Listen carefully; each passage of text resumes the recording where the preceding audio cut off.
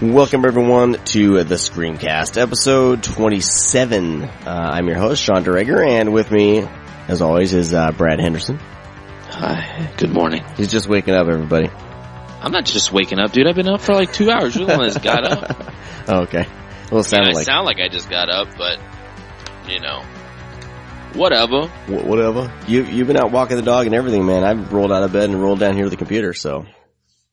Yeah, man. You know, cracked open a bottle of rum. I'm good to go. I'm just kidding. Dear God. All right. Well, today we're going to be talking about the horror show. And but before that, I wanted to jump into Scream Factory. They just finished their Summer of Fear with the release of The Legend of Hell House. Excuse me, The Legend of Hell House. There you go. And so it's been pretty cool. Like when they first announced the Summer of Fear, I remember looking at the list and I was like, "There's no way in hell I'm going to be able to buy all these movies," and I've gotten them all. So I'm pretty proud of myself. Do you want you have like a round of applause? No, man, I don't have sound effects queued up, but you know, where there's a will, there's a way with trying to get every single one of these. I don't know what that means.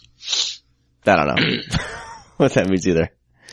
So, did you have, like, this summer, was there any that you were especially happy with that came out? Or, I mean, I know it would be nice, like, someday if we can, hit these titles as soon as they come out, but, well, we're always kind of waiting for guests and things like that, trying to get certain guests lined up, so it doesn't happen that way, but, there's none that you were, particularly excited about, or you're generally happy with this summer's releases? No. No, I'm just kidding. What was in the Summer of Fear? No, I think my biggest one definitely, was Final Exam. Yeah. That was a movie that I would never ever think to see the light of day again. Like, I was surprised it even got a DVD release, but the movie's just so, like, kind of hated, it seems, by a lot of people. And, the same thing with, another movie that I love was The Dorm That Dripped Blood, which was also known as, Pranks, that I had it on DVD for a while. And then, Synapse released that.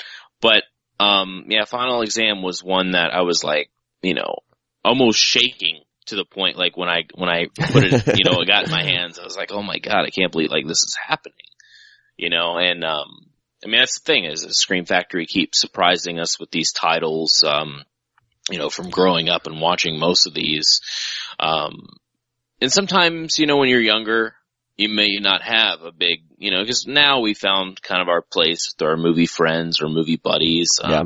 You know, somebody in town, they have the same interest as you do. But when you're growing up and you're little, that I don't remember that happening. And I've talked to, you know, quite a few people, and they don't remember that either. They just remember kind of keeping quiet or being made fun of. And mine was kind of being made fun of, when I was, you know, I had a poor taste in movies, which people still say I do, but it's kind of fun. But, you know, it was just one of those things where, you know, I would go and, watch films by myself.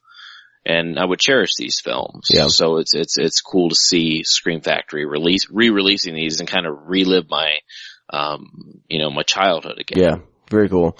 Yeah, the ones that I was most happy with, and I can't wait to talk about, I think Without Warning is a fun one that came out. I feel like, wow, that, like, Without Warning's on Blu-ray, you know, it's such a weird little movie. And then Phantom of the Paradise is one that I was, just excited to have, you know. I'd never really heard of it, but it's right up my alley with kind of these, you know, just a crazy, fun, different movie to own, you know. Yeah. And then, and Lake Placid was actually a surprise for me. Revisiting that on Blu-ray was a lot of fun. So, can't wait to talk about those in the near future. I don't want to dive into them too much, but it was great. I mean, I'm really happy with, their releases this year, and I like what they're doing, where they're doing kind of like mainstream and like expected releases, but then they're also throwing in, you know, these little gems, you know, like Final Exam and Without Warning and things like that, and Deadly Eyes, you know, so it's fantastic. So very, well, I just like how they're kind of all over the place. I mean, they're releasing films that are obvious, you know, like that would obviously get a Blu-ray release that, doesn't really surprise us. You crack it open another beer. Yeah. Yeah. And then sometimes they just like completely go off the rails, with, stuff like Deadly Eyes and Final Tear and, of course, Final Exam, which we've already mentioned. Yeah. I just think it's really super cool. So let's just briefly go over, so the summer fear is over and they're moving into their fall frights. And I like that they're doing these little titles for each season. It's kind of fun. It makes it kind of fun. It's all a marketing thing, but I think they're having fun with it. So they're having the fall frights, and I'm just gonna breeze through the releases here, and we'll highlight any ones that kind of stick out. So September is kind of a light month on releases, but one of those releases is like $120. So we got Pumpkinhead on September 9th, The Battery on the 16th of September, and then on the 23rd, Halloween, The Complete Collection, which is a joint venture with Anchor Bay. And so that's a very cool thing that they're doing with that. October, Hemlock Grove Season 1 on the 7th. The Squad on the 21st, and The Squad is it's more of a contemporary. Well, it came out in 2011. I believe it's a Spanish film, if I'm right. Yeah, it's the thing with The Squad. I think I've mentioned it before. Yeah. Before on, but it's a Colombian horror film. But I mean, yeah. It's, it was something that just went around in festivals, and I just don't really think that it stuck out with distributors that were at festivals, because it's more or less kind of on, the slow side. So I think, Scream Factory stepped in and kind of saved this one from, just being buried like a lot of films at festivals do. Yeah. So. Cool. Then we got on the 21st, so The Squad's on the 21st. The 21st is going to be a heavy day for me. A lot of releases that day. The Squad, the Vincent Price Collection 2, which has House on Haunted Hill, The Return of the Fly, The Comedy of Terrors, The Raven, The Last Man on Earth, Tomb of Ligia, and Dr. Phibbs Rises Again, which, it's a lot of Vincent Price flicks. So that's out on the 21st, and then Pumpkinhead 2 comes out on the 21st, and that was delayed. They wanted to release it on the same day as Pumpkinhead, but they had a delay. So that's the 21st. The 28th is Squirm, and then also on the 28th, another expensive, release, Nightbreed. So October is going to be a pretty hefty month on my wallet as well. And then, November, on the 4th, we got The Doctor and the Devils, which is a film that I had never really heard about. It's directed by Freddie Francis, starring Timothy Dalton and Jonathan Pryce and Twiggy. So I'm kind of excited to check that one out. It's one that I've never heard of. Dolls is out on the 11th in a collector's edition. And then on the 18th of November, we have The Dark Half and Monkey Shines. So that's my favorite. Monkey November Shines? 18th. Well, no, because The Dark Half and Monkey Shines is both directed by George Romero. Oh, so yeah. That's a pretty cool little setup they got going. Fun. So that's the fall frights. Is there any that jump out at you that we haven't talked about in detail on the show much before? Like coming up? Yeah. I mean, the biggest one for me, I think, is that's in the fall frights is Monkey Shines. Cool. Because I've always liked that film. Anything to deal with monkeys. Link, Congo, Shakma, Monkey Shines, like, all that shit. I just like a thing with, with apes and monkeys and shit. And I don't know.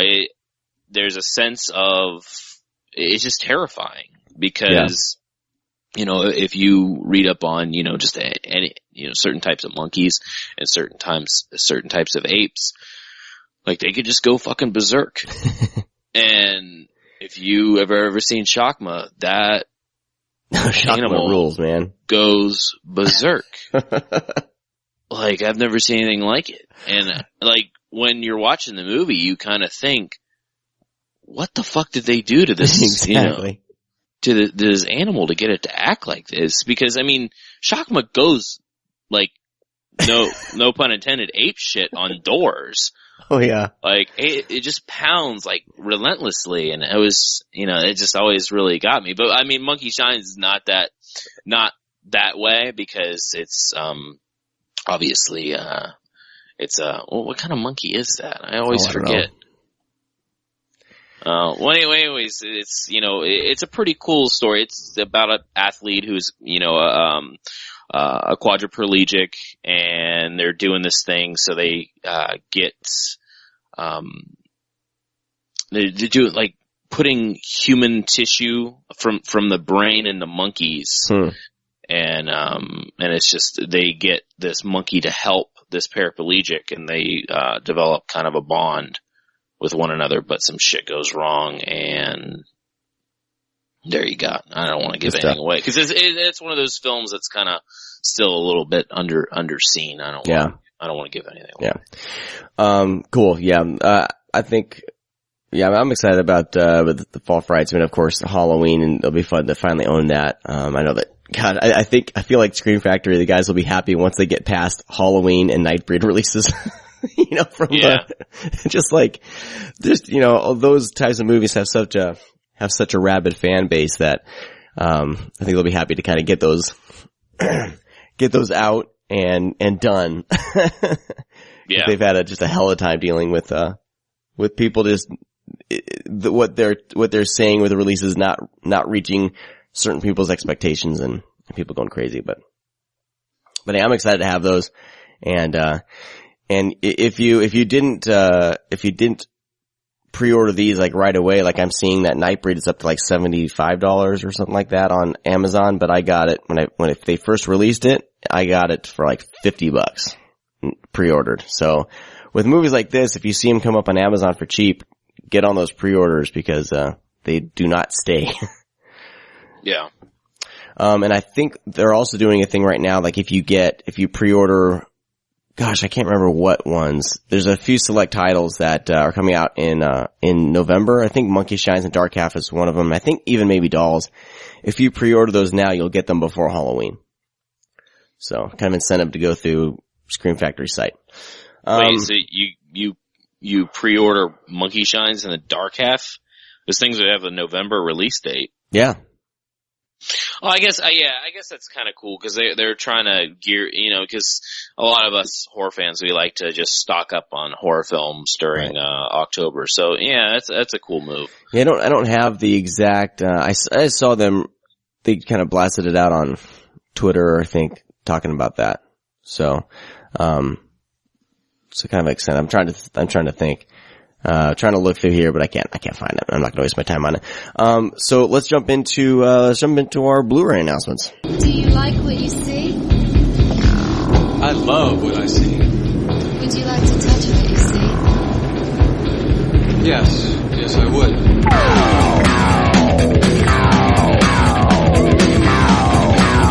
On September 2nd, we have a few things from Universal that are released in Firestarter, which I'm super excited about. It comes out September 2nd. People Under the Stairs comes out as well, which I know a lot of people will be pumped about that. Don't forget there's an Arrow release that's pretty sweet. So, but if you don't have an all-region player, which I know a lot of people don't, that's something to pick up. American Werewolf in London is wasn't this already on Blu-ray? Yeah, they've already had it. This is probably just a re-release. Just a re-release. Maybe it's like a 4K transfer. I don't know. I have any information about that one. And then the Dracula from 1979 is coming out. Like I said on previous show, there's like a million Dracula movies. So is this the one with Christopher Lee? Yeah, I think so. You're asking the wrong person. I'm just one of those people that have no interest in like Dracula movies. I like where Dracula is in movies, but he's not, the main reason or the main plot or the story centered around him. I'm just not a Dracula fan. I like the original, but all these like remakes and shit like that, I just don't dig. This is the one with Frank Langella and Laurence Olivier. Yeah. It's one of those, like, these movies, you kind of watch them for the actor, you know what I mean? So we got Frank Langella as Dracula, there's another one with Christopher Lee as Dracula, which I hear is kind of batshit crazy.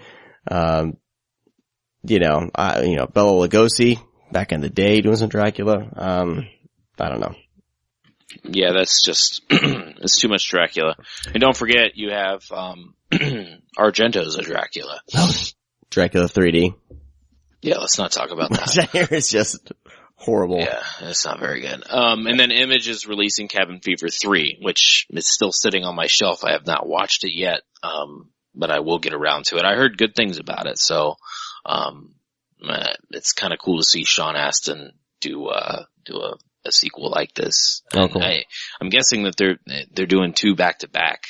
Part 4, I guess, comes out soon. I don't know if it got canned, but there's been some really good talk about Cabin Fever 3. So, and I'm a fan of that series, even though Ty West kind of completely, abandoned that he did Cabin Fever 2. I still really, really, really, really dig Cabin Fever 2. I think it's really great. Is he disassociating himself from that?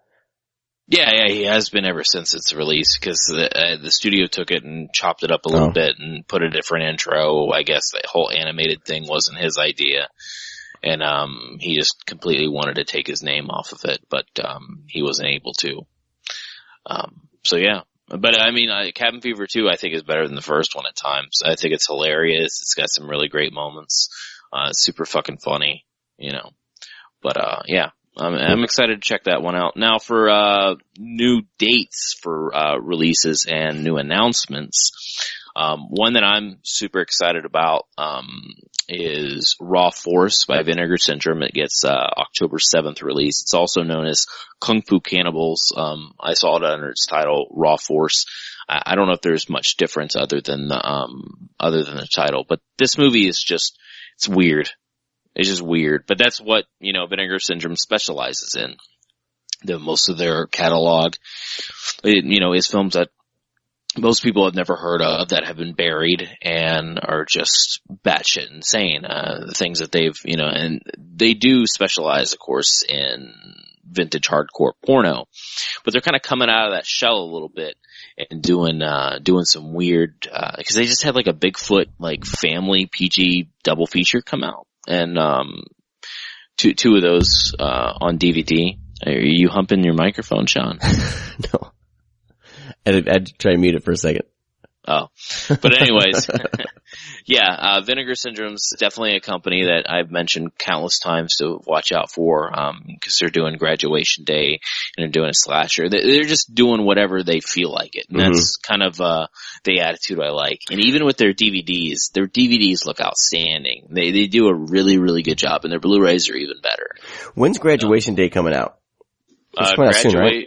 Yeah, Graduation Day comes out, I think it's September 9th. Okay. Cause I think, Diabolique DVD has, they have it in stock right now. So I think they're shipping. So if you want that one early, grab it from Diabolique. Hopefully I'll be getting that next week. So, yeah, Graduation Day is just one of those films that was kind of hard to find for me when I was younger, and then it got a DVD release. So I'm pretty pumped about that. Another thing that was released, if anybody has any interest, because I think this is a movie that, was never ever hard to find when I was younger, and, was the Demons, sequel, 1 and 2. They're getting a re-release by, Synapse on November 11th, but they're just gonna be the standard Blu-rays, not with all the special features, cause they did the steel books, like last year at some point in October or whatever. Overpriced. Yeah, it was like $45-50 for each movie, and it was like, wow, the artwork's really cool, the special features are cool, but I'm not gonna, cause I mean, at this point, most people drop money on the Arrow, package. Yeah. And the first Demons looks really, really great, and the second one doesn't. So, I might pick up the second Synapse. Synapse does really good work. They never do anything subpar. Yeah. So, I mean, I might pick them up anyway, just to compare them, because I know that Synapse kind of always says that Arrow sucks in a way. They do, man. Whenever they haven't come out and blatantly said that, but they poke at them. Yeah. Totally, all the time. And I remember when I posted on their Facebook about I'm just gonna, cause I was asking them, like, are you guys gonna do standalone versions, because the Steelbook thing, I was like, I don't have $50 to drop on per movie. And, Arrow has this for $25, you can get Demons 1 and 2 in a 2-pack Steelbook, which is, with a lot of special features and stuff. So I thought that was a good deal. And they said, well, do what you want, but our transfers are way better, Yeah. Well, I mean, they're a company, that they take a lot of time with each and every release.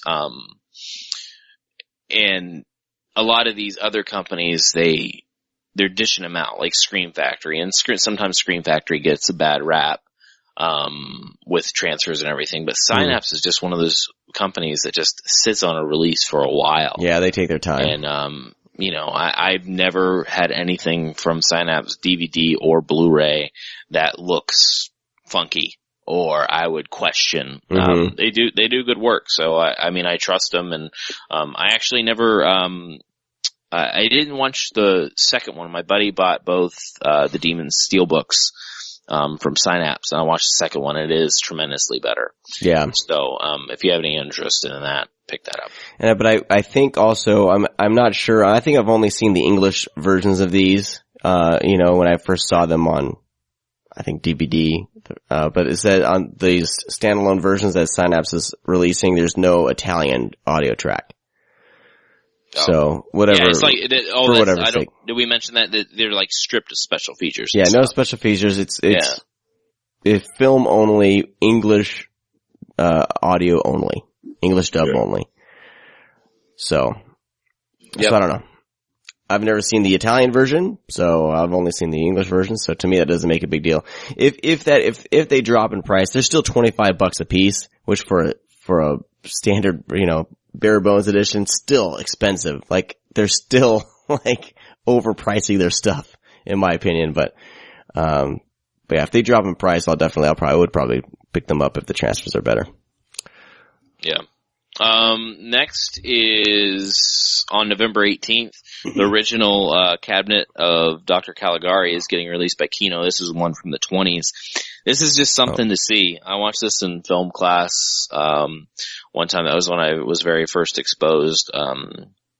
Film class was fun because most people took it and they just thought it was going to be, just, hey, let's watch movies. And then our teacher would pick just the craziest shit.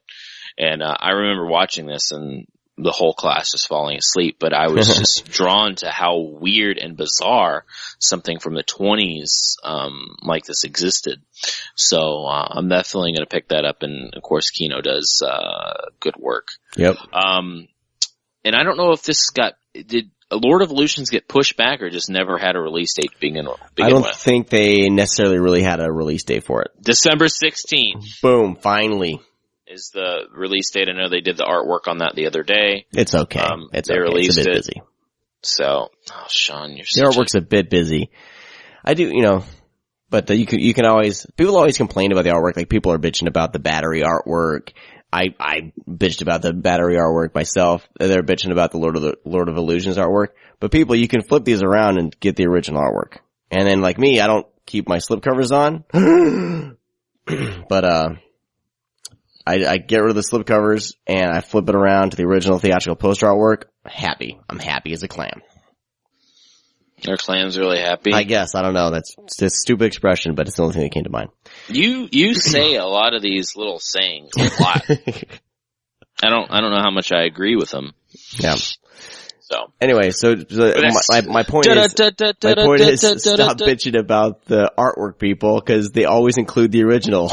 So just relax. Not always. Body bags. Except for body bags, but the original sucked anyway, so. Like, I know Carpenter didn't agree with it, so I'll agree with Carpenter if he doesn't like something, but it's not that bad. It's not that bad. It has nothing to do with the movie, but it's not Yeah, that was bad. weird that they did that for that release, but most of the time, especially for a movie like Lord of Illusions, they're going to have the original. Yeah, artwork. but that original cover for Lord of Illusions doesn't grab anybody. It's not that good either. So it was number one. I don't know. I just think that's something, because originally, like, it had like the hands that had like the eyes, and then it had like that other shit going on. But I mean, dude, a movie has Scott Bakula in it. It's not like you hear Scott Bakula and you're like, ooh, I do. Quantum Leap, man. Come on. No. But I mean, he's not a bad guy. I mean, he's not a bad actor by any means, but just when I hear Scott Bakula, I just kind of giggle. So. Yeah. Cool. December for that. I'm excited for that. That'd be good. So, all right, let's move on to House 3, aka The Horror Show. Come on, Janky. It's checkout time. Nobody's going to miss Max Janky, especially Detective Lucas McCarthy. Glad you could make it, cop. He was born bad and stayed that way.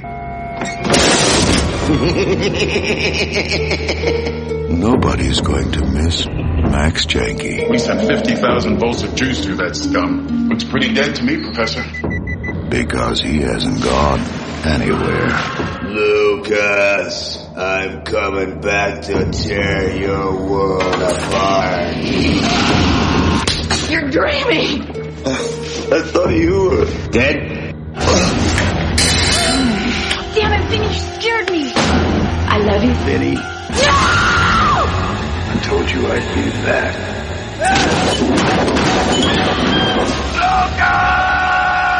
If you thought Freddy was a howl. Funny thing happened to me on the way to the studio today. And Jason was a scream. I got a present for you. Wait till you meet Max. Not even close. He's a cut above the rest. The Horror Show.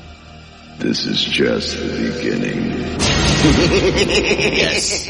Speaking of House, this is a unofficial. I mean, this was originally thought to be. They were planning on having it be a sequel, but we didn't mention House 1 and 2 are getting a DVD release from Image, a double feature on September 9th. So I was kind of hoping for Blu-ray for these ones, but at least House already has a Blu-ray release, doesn't it? I don't. I thought Excuse me. I thought that was part of the Midnight Madness series from Image that they did back in the day. They did, yeah. Well, it's had a DVD release, not Blu-ray. So they're re-releasing it? They're in a double feature pack. So House and House 2 are in one pack. It's $9, so I'll probably be picking that up. Huh. So the Horror Show, directed by James Isaac, but produced by Sean S. Cunningham. And that's the only thing that everyone really talks about is, Sean S. Cunningham. But who is James Isaac? Has he done anything else? Fucking Jason X, dude. Oh, he direct that? See, yeah. My memory of movies is crazy because whenever all I think about when it's Jason X is Todd Farmer. I never really. Yeah, no, James Isaac didn't direct a lot of shit, but I mean he died just a couple years ago. Right. But he did a movie called Pig Hunt that was his last movie. Mm-hmm. That has I'm drawing a blank. The bassist from Primus. Fuck, what's his, Les Claypool. Yeah. But Pig Hunt's actually a really, really fun movie, and I've told people this ever since I saw it, because it's like, hey, there's this movie about this fucking giant pig, but it goes off to the side, off the rails of being like a backwoods slasher in a way, and the pig's the subplot. And it's really, really fun. But yeah, it was James Isaac's last film, and then he did, a film that wasn't too bad. He did a movie called Skinwalkers that people probably remember. It wasn't that bad. I remember the poster for that. Yeah. That's pretty much it. He did that. But, he did, he only directed 4 movies. Yeah, 4 movies and 1 TV episode. And Joe Bob was driving theater. Yeah, but he did a lot of work with Cunningham, back in the day. He did a lot of special effects for, I think he was like the supervisor on a lot of things. So, yeah. Yeah, I'm not sure. His IMDb is very, very sparse. Yeah. Well, you don't have to pick on the people. No, I know. You don't have to do that. Well, what I'm saying is stuff to say is I think, the horror show, is shot really well. It's a bit of a batshit movie. And I think it gets shit on unfairly I was trying to pull up some reviews, and on DVD Talk and Blu-ray.com, they freaking trashed the movie, which is, I don't know if the people watching these are actual horror fans or not. You can always tell when a critic isn't a horror fan. They just kind of unfairly trash the movies and don't really go in, I don't know. They kind of approach the movie on a different level. But if, horror fans, I think we're a lot more forgiving, I think, with horror flicks. Maybe it was because they were expecting a direct sequel to House from House 1 and 2. Well, but in the US it was never marketed that way, and even the Blu-rays, there's nothing about House at all on here. Yeah, I realize that. I'm just making a joke because those movies aren't that great. No, they're not that great either. No. Yeah. House 1 is a lot better than House 2, the second story. Yeah, House 2 Yeah, those movies are insane, which, that's what this definitely followed, was insanity, so.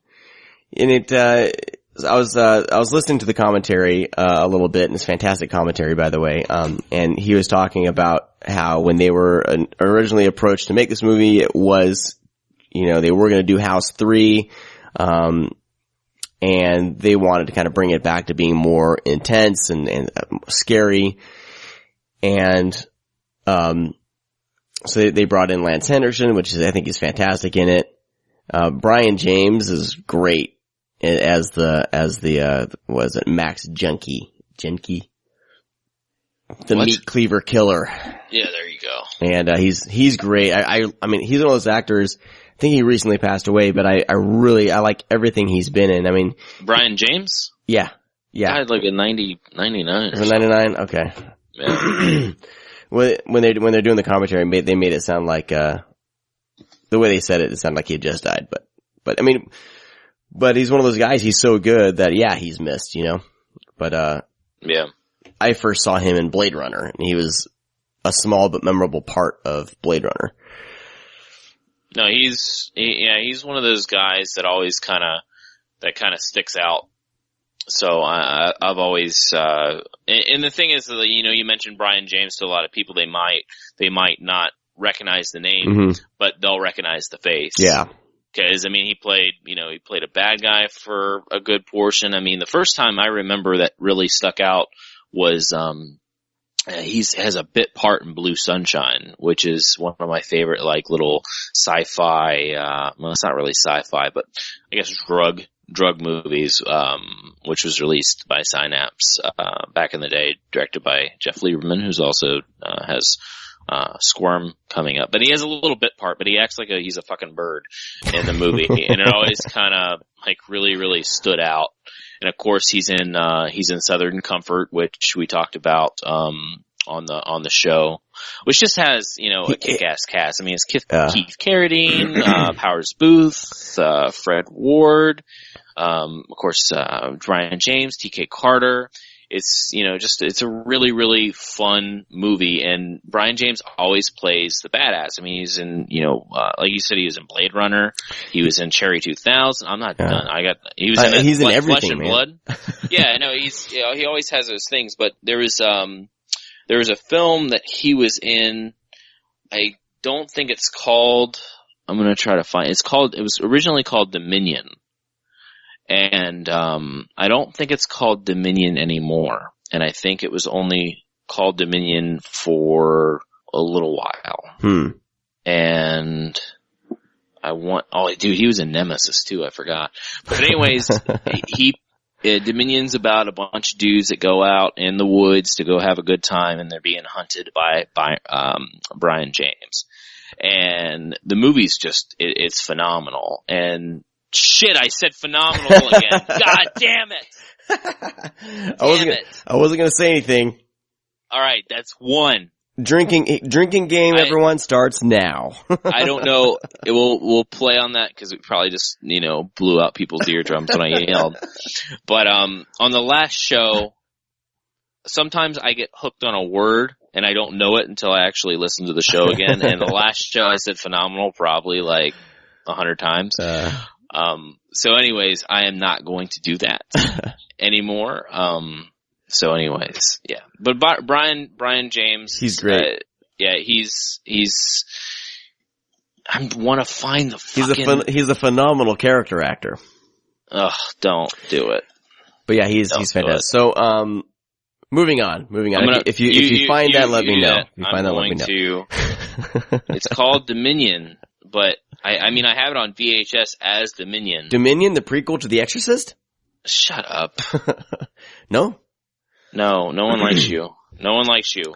So when I started watching this, because I came into this movie, I'd never seen it before, and then I started watching it, and as we get into the plot of the movie, which is basically about a cop and his family living in this house, he has caught this serial killer, the meat cleaver killer, and he goes and watches him get electrocuted, electric chair, and of course the rest of the movie is him and his family haunted by the ghost or spirit or whatever of the meat cleaver killer, which is surprisingly similar to a Wes Craven movie that came out the exact same year called Shocker. Yeah. So we had this thing like, kind of like the year Armageddon came out, Deep Impact came out. Armageddon was the slicker, dumber movie. Deep Impact was the kind of more thoughtful, in my opinion, better overall movie. If you know what I mean. Didn't Dante's Peak and Volcano come out at the same time? Dante's Peak and Volcano. Dante's Peak being the better movie. Volcano being more flashy. Dante's Peak is a better movie. We all know Volcano's the best movie. So in my opinion, Shocker is to Armageddon what the horror show is to Deep Impact. Right? Can we go there? I guess so. But the movie wasn't changed. I was wrong. It's still called Dominion. Came out in 1995. But, you look at the front cover, you might second guess yourself like this might be a good movie. But I guarantee you it is fucking fun. Definitely one of Brian James' best movies. Okay. Glad we got that out of the way. Thank you. So moving on. So, I don't know what the response to, I think both movies, Shocker and the horror show didn't really do that well in the box office. I think they were both kind of critically, panned. I like Shocker because it's so dumb. But you better watch yourself. You're gonna create like a lot of enemies for saying that. What? Shocker has a pretty big fan base. It's weird. I'm just saying. Okay, all right. Well, watch it. I'm gonna be honest. I own the DVD. I would love to have Shocker on Blu-ray. It's responsible for, Peter Berg's worst on-screen performance known to man, and it's fantastic. So, don't get me wrong. You were just fucking crushing this, aren't you? He's hilariously bad in it. No one who likes Shocker is gonna say that Peter Berg is awesome in it. Peter Berg is awesome in it. Okay. I'm just saying. All right. Well, I'm just saying that because I don't want to be on people's bad side about this. Okay, yeah, just fall down and I am gonna submit right now. Submit to the masses. Come on, people. Shocker's not a good movie, but it's hilariously entertaining. Okay? I love Shocker. Don't get me wrong. The horror show, I feel like, is less kind of campy and crazy, but it's still not a great movie, but I think that, I I don't think I had any unintentional or that many unintentional laughs. How could you say a movie with Lance Hendrickson and Brian James is just subpar? I mean, that's two like really, really great just actors. Well, no, I think as a film, as a movie, it kind of falls apart near the end. It's not as, it kind of goes into normal kind of expected territory near the end. But dude, I'm not saying it's a bad movie. Lance Henriksen, I mean, he elevates pretty much anything he's in. Brian James is great in it. Everyone, I mean, I really liked it. Like genuinely, I liked it. And that's why I'm saying like these reviews that I pulled up, are trashing the movie as being horrible. Like, I'm like, have you guys seen Shocker? I mean, come on. This is way better than Shocker, in my opinion. Like a better film overall. Yeah, well, I mean, I think it's just cool that, another thing that I think we're looking over is that this movie has, Lance Hendrickson and Brian James as main characters and leads, which they never got, know? I mean, it's very seldom that you're gonna have even though Lance Hendrickson is just such a, just a great character actor. The only other thing I think of him in is Pumpkinhead as being the lead, Yeah. Well, I mean, it's not like he's never been the lead before, but he's been in, the thing is he's usually, kind of a sidekick. Yeah, he's mostly a supporting character. He's sometimes even in the background, cause I like in, was it Close Encounters of the Third Kind? He's in that. He's just one of the background guys that like hands stuff to like the lead characters. And it's like, you should be up there, bro. You should be up there with them. So. But, and another thing, this isn't the uncut, version. It isn't, correct? No. And it's really, really difficult to find, the uncut version. But I don't think at any time, like the fully uncut version was available anywhere. It's just people have spliced it together, online because there's, some bootleg, DVDs out there from Europe. This has been released as House 3 overseas, and people have put it together, and you can find it if you have the right connections and shit like that. I actually have a copy of the uncut, and it's fucking brutal. So, I mean, like, if it was released overseas, like in the UK, like how did it get the uncut? Because this got cut down so it wasn't rated X in the US. And well, it's not, Europe had the the UK had the video nasties, right? So. Yeah. Well, I mean, there's a few scenes, there's some very few scenes with, kind of like the outrageous, gore. I mean, It's not, like, I guess at this point you watch it and you're not, like, holy shit. But, there's a few scenes that really, really stick out, and there's, stuff that's also continued, that are cut short, in the film. I think one scene in question is like when he has the slit down his chest, like he pulls it open and you actually see his heart pumping. Is one of the scenes that were kind of trimmed down. Yeah. That's what I read. I haven't seen it myself. Well, no, he cause he has those nightmares. There's somebody that gets torn in half. Oh yeah.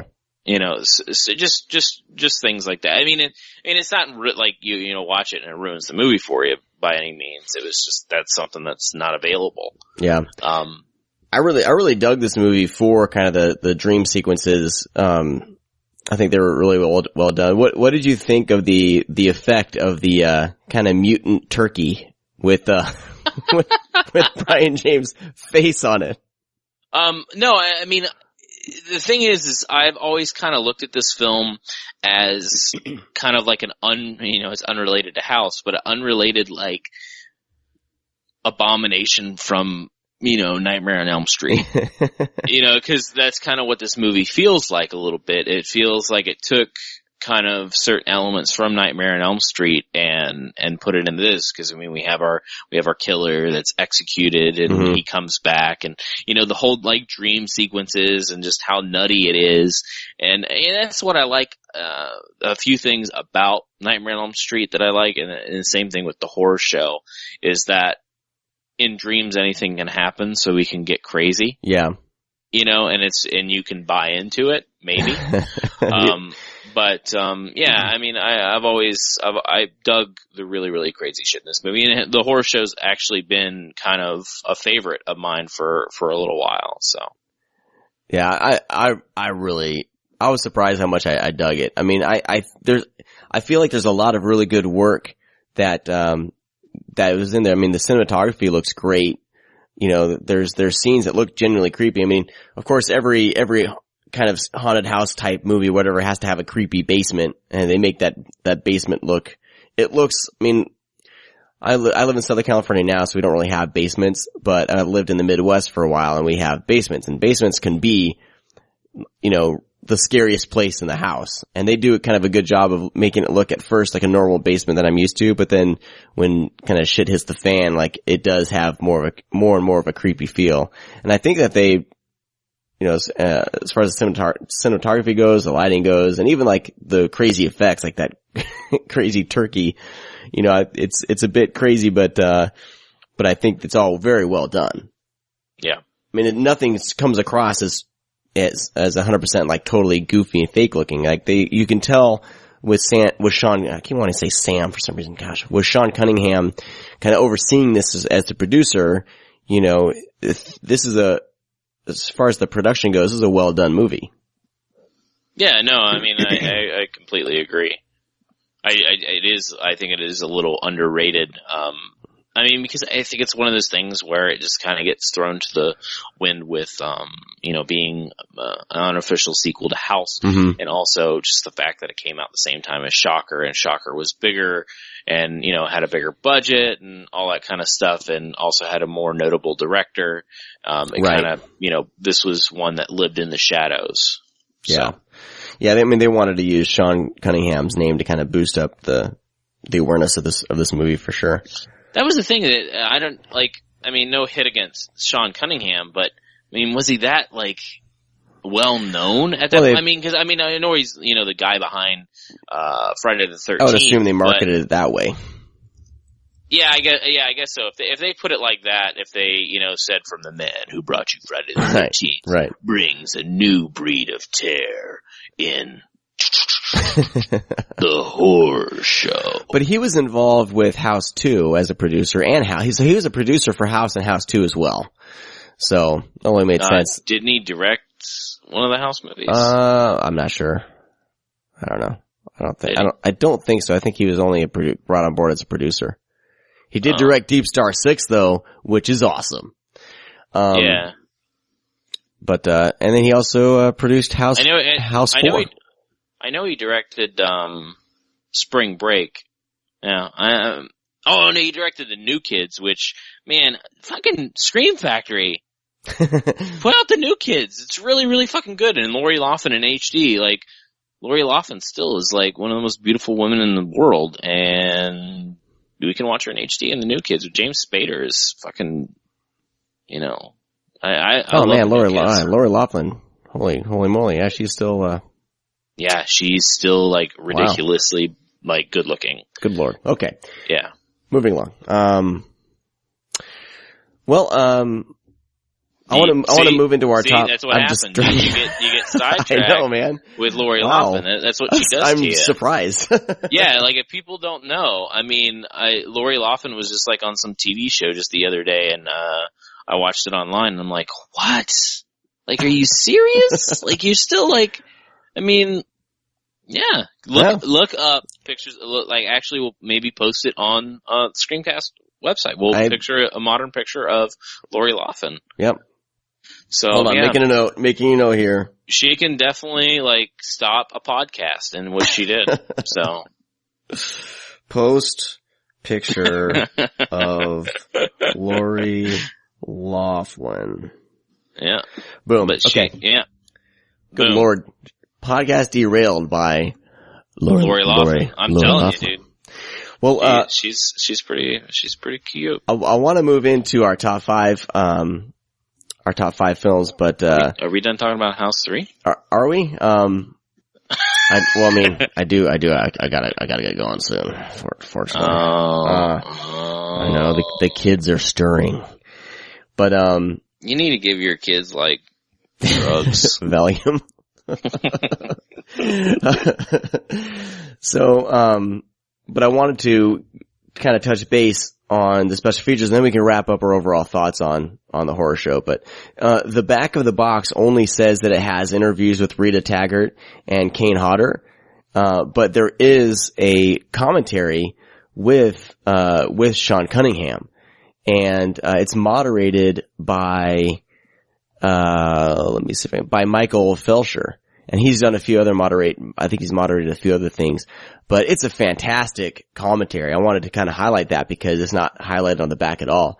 But Michael Felsher is really good at kind of conducting an interview, which is basically what he does. He interviews Sean S. Cunningham about the movie, and he's on point. He knows where the conversation is going. He's ahead of the conversation with the questions he brings up, and he gets a really good kind of interview out of Sean S. Cunningham. So I think it's definitely worth checking out. Even if you're not normally into commentaries, just look at it as an interview, and it's pretty great. It's really great. So I wanted to mention that. The other interviews are okay. Like they're just like 10 or 11 minute interviews. So but I wanted to talk about the transfer. I thought it looked great, and that's what the thing. I don't know what is up with these. Maybe I'm reading the wrong sites, but kind of the two sites I normally go to for Blu-ray reviews are Blu-ray.com and DVD Talk, and both of them are just shitting all over the transfer. And for being a movie that came out in 1989, I think it looks phenomenal. Oh God, you said phenomenal. That was totally unintentional too. But I'm totally happy with the transfer. Did you have any issues with any of the technical aspects of the disc, or? I mean, it's okay. I mean, I wouldn't go out of my way to say it's an excellent transfer. But for a movie out of the 80s, I mean, I guess I wasn't really expecting. You know. But I mean, a lot of these movies that we're, talking about, are made in the 80s, and some, because the horror show is definitely one with some money behind it. Mm-hmm. And we have even films like Final Exam, which had no money, that the transfer, so I don't think, the time period of a film coming out, hinders, whether the transfer is going to look good or not. It's, just the company behind it. I would say, the close-ups for everybody, because this movie's very, dirty and sweaty. Mm-hmm. So that looks good, but and this movie's also really, really dark, and the scenes are a little dark. The VHS is actually lighter at times, but I mean, that's something I'm not going to go out of my way to say it's, wonderful, but it's definitely the best thing that's out there. But it's just, I don't know what kind of, transfer they had. I don't know what kind of, master they had. So, I mean, that plays into that whole discussion. Yeah. I guess but, it looks good. Well, I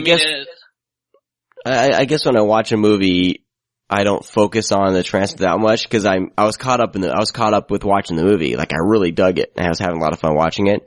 So I'm not sitting here, I guess, scrutinizing the print. You know what I mean? Yeah. And that happens on most movies I watch. Well, to be fair, and not a knock against you, is that sometimes these are your first times watching. Well, exactly. Them. No, exactly. With these people that are probably really dissecting the transfer, it's probably their 100th time, and they're horror elitist, right? Which isn't fair. You should have more fair of opinion, but a lot of these movies, it's been 100th time that I've seen it. So, I try to pay attention to, the sound and, certain other things, especially for this podcast and everything. I focus on that a little bit more, but I do think people are truly unfair and don't appreciate what they're given. Cause I mean, you take away Scream Factory, you take away, Synapse, you take away Vinegar Syndrome. What the fuck are you going to watch, man? Your VHS tapes? Yeah. And I know a lot of people still prefer VHS tapes, and that's fine. Go ahead and put your tape in your VCR and watch it and just keep quiet. But, this is definitely the best thing that's out there. the best quality. Yeah, you can, scrutinize that quality all you want, but it doesn't change the fact that it's the best. Yeah. So I think cause certain studios, or like certain like studios like Arrow and Criterion and, Synapse and some other ones, they actually go in and are totally involved with the transfer. I think Scream Factory, at the level they're operating right now, they don't have that much control, I think, with the final product. I think some movies like this, depending on their budget, they're given the HD master by the studio, and they just, they put that out onto Blu-ray. Some movies, they are involved. I'm not sure how much their involvement is. I think it's less than some of these other things, but yeah, I mean, I guess I'm not one. I mean, unless it looks really horrible. Like, I'm trying to think if there's any that look like I just got Nightmare City on Blu-ray. It doesn't look good on Blu-ray. I'm kind of kicking myself like, well, maybe I should have stuck with the DVD. Cause it's not that much better. So I do notice it, but I mean, I disagree with that, people. Then again, I've seen Nightmare City more than I've seen the horror show. And a lot of these movies I am watching for the first time. So I'm not necessarily looking at all the technical aspects just yet. I'm getting caught up in kind of the first time watch, So you're right. There is kind of for me to review a movie, especially if it's my first time. But that's how you, I'm not disagreeing with you whatsoever. Well, no, I want you to do that. I don't want you to pay attention to that, because if you do, then you're just taking yourself out of the movie. Yeah. I mean, I think for people like this, but I really think you need to have somebody that's, not biased on this stuff, and not be so technical, because the thing is that some of these people listen to these dudes, like you said, DVD Talk is, well known, Blu-ray.com is well known. I mean, unless you have, a ton of reviews that, sink the other one saying, oh, this guy doesn't know what he's talking about. Mm-hmm. But a lot of these things, these people are, known as trustworthy. Yeah. And their job is to scrutinize. I'm not, as far as the technical aspects go, I kind of expect that from a site like that. Like even was it DVD Beaver? There's other ones that they go crazy. DVD Beaver. Well, some of them go really crazy with the bit rate, and they actually show but what is that? But that's the thing. That's fine. That's their job. What does that show? Yeah, no, I mean, there is some people that are, I have a neighbor, he's in his 70s, but he's a movie buff, and he will not let you put the movie into the Blu-ray player. He has to take the Blu-ray, inspect it, then put it in himself. And if it's not perfect, and he reads all these crazy technical sites, and if the Blu-ray doesn't match up to what he's wanting, he'll just buy the DVD, because he's like, well, it's not that much better than the DVD according to these stats. So he'll, it's ridiculous. To me, it's ridiculous. But I like quality. I like the best. I like the best sound. I like the best picture, of course. Yeah. But I'm not going to go out of my way to, do something like that. And the thing is that I've done this, and I'm done with it now, because like I've said, I really hate some of these horror groups and stuff. But people would do that. They would post like even Justin Beam said on one of it. They post the bit rate. They post all this stuff. And I just would comment, what does that mean? See if you can tell me what that means. No one fucking can. It's like you're just gathering that information from someone else, but not actually investigating yourself, or knowing even what a bit rate is. Like, how many frames per second? Like, what the fuck, dude? Just watch the goddamn movie. I have too much going on in my life right now to be that. Yeah, dude, those are the fucking dudes that, really have nothing else to do. Like, as a horror fan like myself, and been a long one for a long time, I mean, I'll say, hey, it's not that great, or this was a letdown, but it's still the best out there. Like, it doesn't make the movie worse at all, even if it's a bad movie, and even if it's a good movie. I mean, unless it's completely a fucking 320p transfer. Right, exactly. Then I could see what you said. But yeah, if it's shit, I watched it doesn't need to be called out. I watched VHS when I was younger. I watched shitty bootlegs, I still watch bootlegs of stuff that's unavailable. It's a movie. I want to watch it because it's there. Yeah.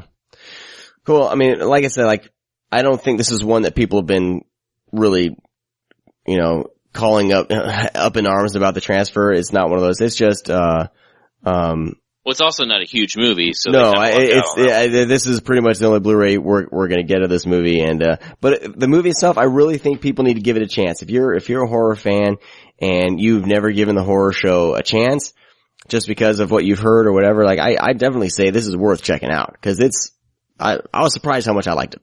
You're worth checking out. I know I am. Heck yeah, I'm wearing a tank top right now. You would be, I tell you. So cool. Well, let's jump into our top 5. Sid,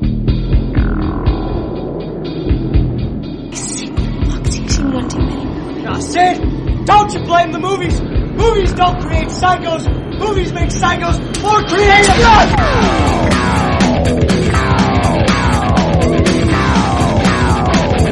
This is fun. This is something that I like. Usually on the show we try to, we pick, like, I mean, with Todd Farmer we did the werewolf thing. That's just obvious. But every once in a while, a film will pop up and be like, what can we do a top list for? And I just thought of this as soon as we decided on the horror show. I was like, oh, it's House 3, and I was like, it's unrelated. I was like, let's just do fucking unrelated, movies, because there's actually a lot of them, and kind of our top 5. So I'm actually really, really excited about this one. This was a tough one for me, just because I have always come across, if I found out that something was like an unofficial sequel, like there was oh gosh. Oh, how about you do your top 5? Well, that's what I'm getting to, you jerk. Like there's movies like Open Water 2, you know what I mean? Jerk. Obviously marketed and not anything related to Open Water 1, but it's Open Water 2. It's just called Open Water. They just throw a sequel title on it just to kind of move units, and usually the things that I've seen, it would happen on like straight to DVD or whatever. So I haven't seen too many. I'm excited. I want to get to your list. So I'm gonna blaze through mine. My list isn't all that good. Oh, shut up. It's gonna be better than mine. In no particular order here. I'm gonna throw the horror show in there. Cause up till now I didn't even know it was a unofficial sequel to House 3, but they obviously they had to make House 4. Like they didn't do an actual House 3 when they did an actual sequel to House 2. So the horror show's there. Zombie 2. Zombie, as you may know it in the States. Or, was it Night of the Flesh Eaters? What's the UK title there? You talking about Zombie Flesh Eaters? Zombie Flesh Eaters? Is it Zombie Flesh Eaters? Yeah. Well, okay. I mean, I'll let you have that, Sean. What? It's in no relation to Dawn of the Dead at all. And Dawn of the Dead was released as Zombie in the UK, right? So they marketed it as Zombie 2. Yeah. I'll let you have it. Oh, thanks. Thanks, Brad. I mean, it's another country that's making it. Yeah. But it came over, but it came over here as just as Zombie, but it was marketed as Zombie 2 in the UK. So there you go. It's an unrelated, unofficial sequel. Unrelated sequel. Okay. My list is going to be full of these, so just relax. Okay, alright. Troll 2, which, cause it's no relation to the first Troll, right? I mean, I'll let you have that one too. Oh jeez. Yeah. This is how this list is going to go. It's that movie, I mean, I think we actually talked about that, like how that movie is just, the people that made it were foreign, and they didn't really speak English hardly at all. Well, that's how these unofficial sequels happen, right? They kind of, Well, that is different because that was made over here. The whole thing with Zombie was that it was I'll give it to you, and you're right. You're right to an extent. But I mean, it's one of those things where, they already planned these sequels, and, they kind of disregarded that. It was just a title change for between, from, the UK for Italy and the US. Well, my list is pretty much these, cause these are the only, No, it's these fine. types Just of go. things. Just go. I'm not gonna stop you. I'm not Jerk. gonna stop you. You jerk face. Dude, I'm not being a jerk about this. The Executioner Part 2 is out. I think it's out on a DVD action pack. There's no Part 1, but they marketed it so, because of people's familiarity with The Exterminator.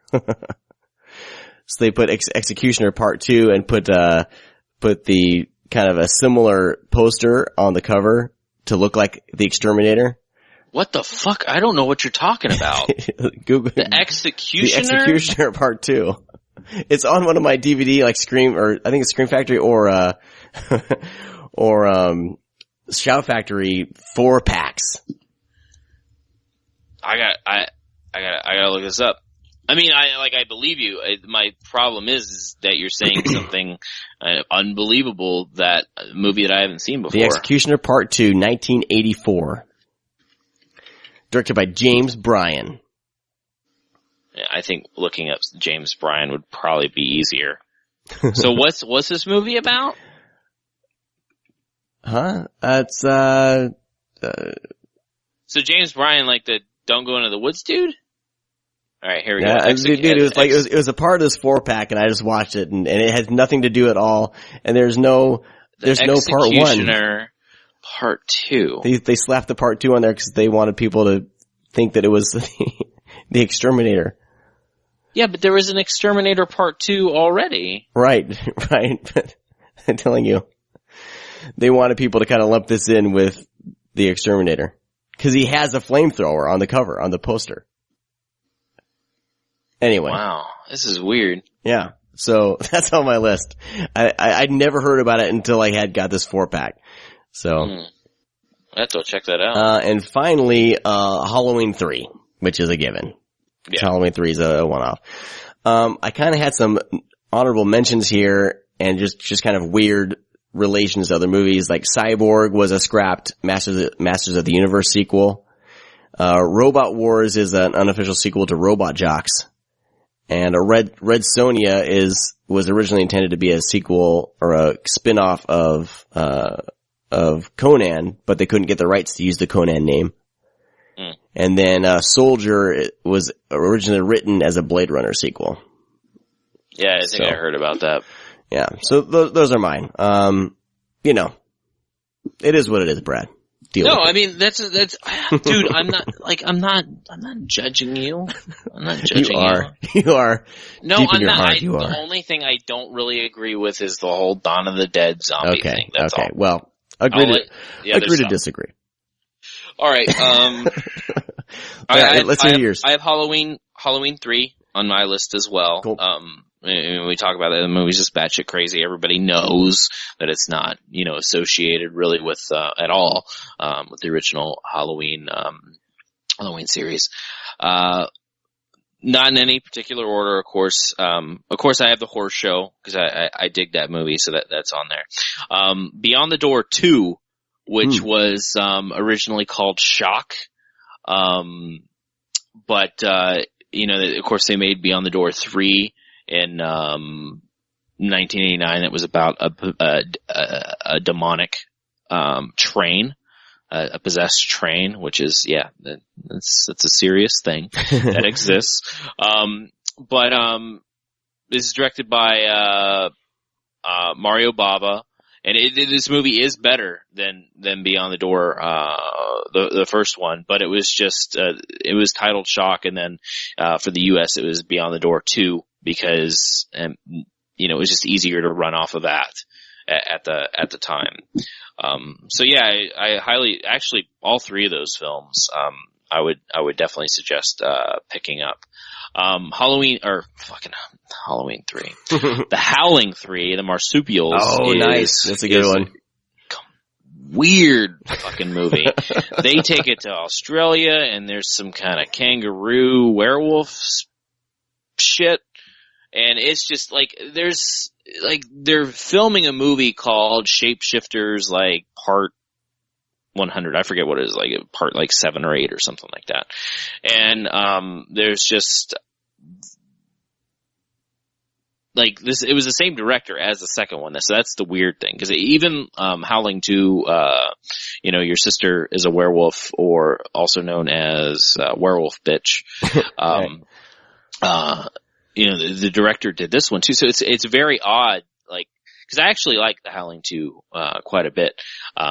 But for him to jump into this realm with the Howling was just really, really odd. And just look up the trailer. Just type in Howling 3 trailer, and if that doesn't make you want to watch the movie, then, find something else to do. Plus, I think it's available on Netflix and Amazon Prime. You can watch this for free. It's one of those things that's like 99 cents wherever you go. It's always cheap. It's batshit crazy. Kind of 3 films and one thing, because none of these films really had anything to do with one another, but was the Curse films. Curse 2, The Bite, Curse 3, Blood Sacrifice, and then Curse 4 is like the ultimate sacrifice, which is it 4? Because one of these Scream Factory actually released on the 4-pack. I think it's Curse 4, it's known as Catacombs. It was on the Up All Night horror movie pack. But they released that. But these movies really don't have anything, to do with one another, because the first film's based on, a Lovecraft, story. I think it's called The Color of Outer Space, or The Color Out of Space. I forget. This meteorite lands and the fucking livestock starts changing and shit. But this movie's like really, like The Curse is actually really, really well shot. Like it's done in vein of like kind of, those old timey movies. But the sequels are just fucking weird. Like the second one's about a guy, that gets bit by a snake and turns into a snake. Which, I mean, I guess the Curse kind of follows the thing of like kind of animals in a way. Mm-hmm. But even like the fourth one's about, like a possessed, church. So yeah. Ooh, possessed church, that's scary. Yeah, all those films are a little nutty. The first one, starred Will Wheaton, didn't it? That's the only reason I ever even heard about the Curse movies, because I think, a couple people I follow on Twitter were doing a marathon, and they were watching like Will Wheaton movies or something, and they watched The Curse. Yeah, I mean, I'm not a huge fan of The Curse, but I like how it's shot. I think it has some beautiful cinematography and stuff like that. But yeah, Will Wheaton is in it, and it's actually directed by David Keith, who you might not know the name, but you know the face. He is a huge, kind of a bigger time actor. But he directed, I think he directed like some TV and stuff, but, he did a couple movies, but this is like he did a horror film. So it's kind of weird. Let's see what else I got on my list here. Silent Night, Deadly Night 4, which, the first one, of course, is, a slasher of a kid who just, kills everybody and wants to punish all the bad people. And the second one is basically the first one again, just with an additional 20 scenes that were, 20 minutes that were filmed. And we all know that as, Garbage Day and, Ricky's Meltdown. And Silent Night, Deadly Night 3 was the brain transplant one, with Bill Moseley, which has one of my favorite lines ever, where, there was an old, Memorex commercial where this woman was talking, to you and it turned out she was actually being recorded, and it was the tape that was playing and about how real it looked. And the end of the commercial was, is it live or is it Memorex? And during the final breakdown, one of the guys that you think is dead, he comes back. And he's like, is it live or is it Memorex? And he stabs him, and I'm like, that's fucking genius. Like, I'm probably the only one sitting here that gets this, because I remember those commercials. But, back to now let's go to Silent Night, Deadly Night 4. where of course they're very slasher thing. Brian Usna directed this, where it's a story about a reporter who's investigating some else, and she runs into a cult. It's like, what the fuck, where are you going with this? But even further, they did Silent Night, Deadly Night 5, which was the toy maker, which it went into kind of like a Halloween 3 type shit with Mickey Rooney being the kill, like the toy maker who was killing people. I'm sorry, but if you know who Mickey Rooney is, like, he's not the one to be the fucking, killer in a movie. So 4 and 5 completely went off the rails. I mean, even 3 was going there with the whole brain transplant bullshit. But that's a fun movie. Nice. Prom Night. The Prom Night series, everything after, like, Hello, Mary Lou and The Last Kiss, those movies are just fun. I'm not going to go into really detail of Prom Night, the Prom Night sequels, but I've always enjoyed them, because even as standalone movies are good. I mean, don't go in thinking that you're going to see, a direct sequel to Prom Night, because, you're not going to, of course. But, if you haven't seen the other Prom Night films, it's definitely something, to check out. A decent Amityville film was I believe it's the 4th one, the 4th or 5th one. It's called The Curse. It's Amityville Curse is what it's called. Which it still has the ghosts, possessions and shit like that, but it actually doesn't, it takes place in another house. Oh, okay, not the Amityville house. Yeah. So I always thought that was kind of funny. I mean, that's kind of what a Sean pick.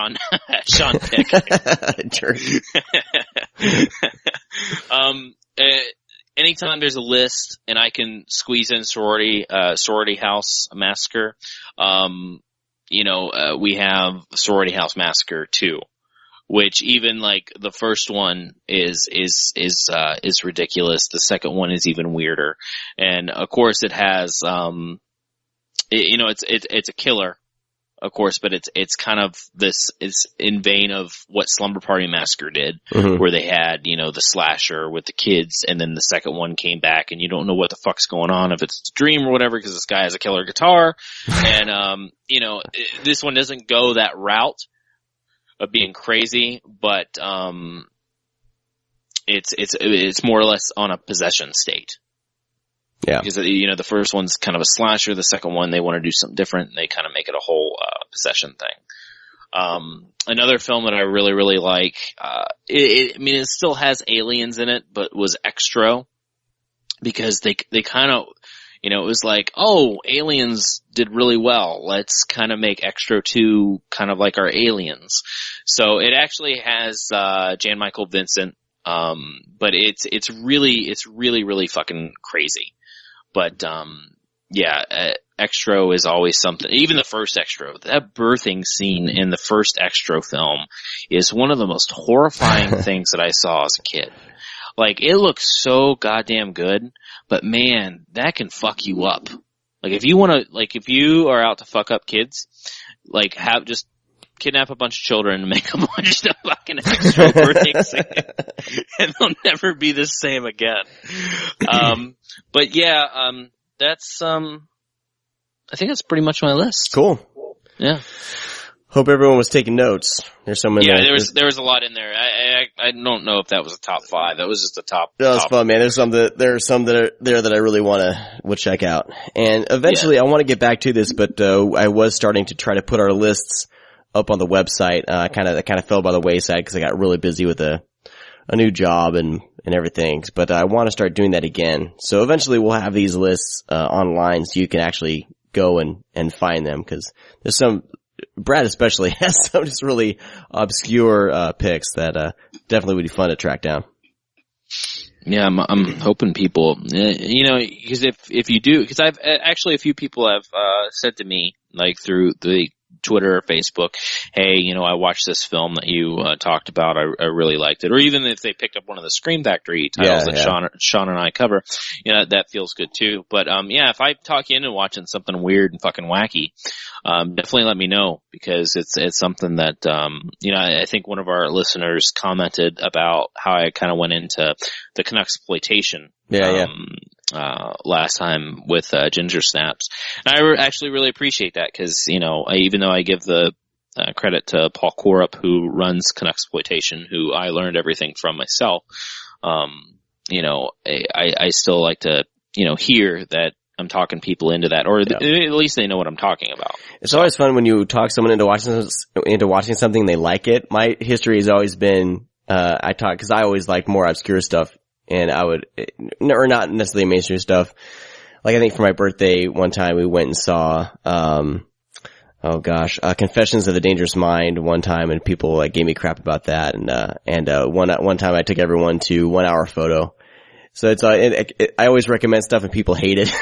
So it's always nice to hear when people actually like things that we recommend. Yeah. I think in this scenario here with the show, I think all of our listeners, all of you guys are pretty much on the same page as we are. So yeah, that's great. Yeah, let us know. Well, that's going to do it for this week's show. I want to thank all of you for listening. You can find us on Twitter at Scream_cast, and go to the website, thescreamcast.com, and drop us a line there.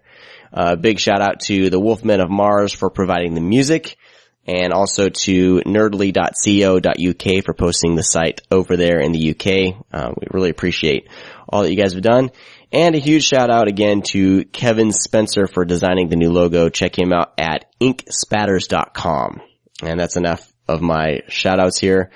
Brad, do you have anything to say before we sign off? I love you. All right.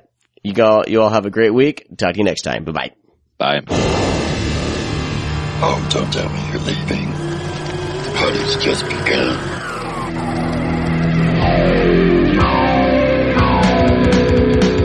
You ready? I guess? Skype. I love you, but I hate you. Hold on one second. Someone came and left the door open to the office here. Don't get murdered. Brad, if I don't come back in 5 minutes, call the cops. I'll just wait another 5 minutes. Okay.